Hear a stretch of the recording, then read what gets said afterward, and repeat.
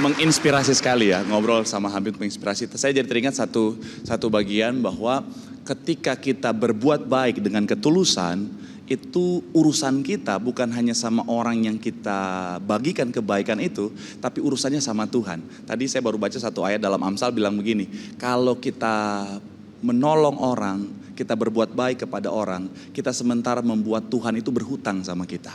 Dan Tuhan gak mau berhutang, artinya setiap apa yang kita tabur pasti kita tuai. Kebaikan yang kita tabur akan berbuah kebaikan yang jauh lebih luar biasa lagi. Teman-teman, saya ini kan Kristen ya. Tapi seumur hidup saya ini saya pernah meresmikan 2 masjid. Dan turut serta menginisiasi pembangunan 2 masjid lainnya. Dan 1 ini sedang dalam proses. Jadi satu hari saya dan teman-teman Kikendi, kami ini datang ke Garut untuk mengangkat kisah tentang seorang guru yang dengan segala keterbatasannya akhirnya berhasil membangun sebuah sekolah.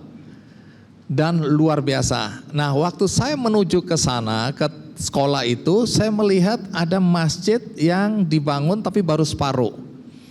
Nah, saya kan penasaran, waktu sampai di sekolah, saya tanya pada guru ini, anak muda. Saya bilang, aku lihat ada masjid di situ tapi belum jadi, itu masjid apa? Dia bilang, oh ini Mas Andi, itu ceritanya menarik. Apa? Jadi ibu-ibu di sana adalah buruh tani, ya bapak-bapaknya juga banyak buruh tani untuk perkebunan kentang, ya di Garut agak naik gunung sedikit. Nah ibu-ibu ini setiap hari Sabtu sebenarnya istirahat, tapi mereka mau bekerja lagi dengan upah 12.500 sehari. Dan upah itu seluruhnya diberikan untuk pembangunan masjid. Ini ibu-ibu, jadi gerakan ini gerakan ibu-ibu membangun masjid. Wah, menurut saya keren sekali. Saya bilang, terus itu udah berapa lama? Wah, itu sudah 3 tahun. Wah, kok 3 tahun aja baru segitu?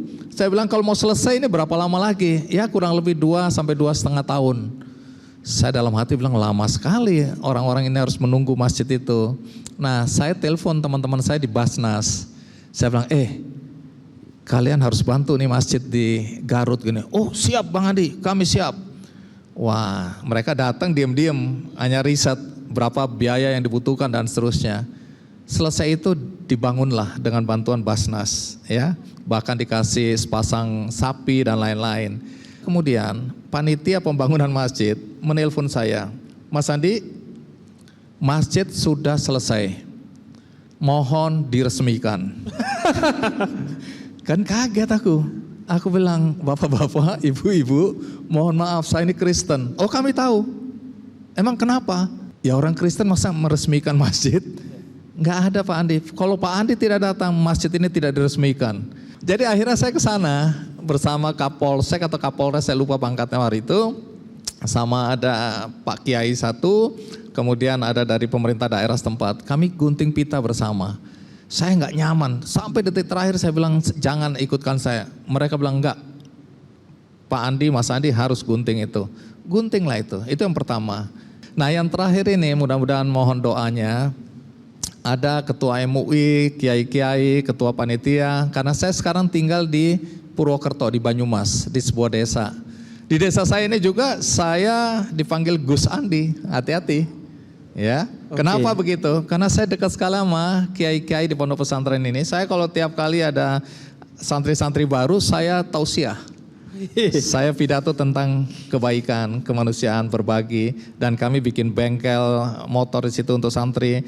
Kami punya restoran 2, kami punya barbershop, kami punya minimarket di situ besar, walaupun namanya minimarket, dan macam-macam kegiatan usaha. Saya masuk situ, bantu situ, dan saya dipanggil Gus Andi. Nah yang terakhir ini ada satu masjid besar sekali di tengah kota Purwokerto, namanya 1000 Bulan. Di bawah menara Teratai itu ada masjid yang belum selesai. Nah kiai-kiai itu datang, kita ketemu ngobrol. Tapi saya harus pastikan dulu. Saya bilang Pak Kiai, mohon izin, panjenengan tahu saya Kristen nggih? Loh, ya tahu Pak Andi, Kristen. Oke, itu clear dulu. Nah, setelah itu baru saya bilang, oke.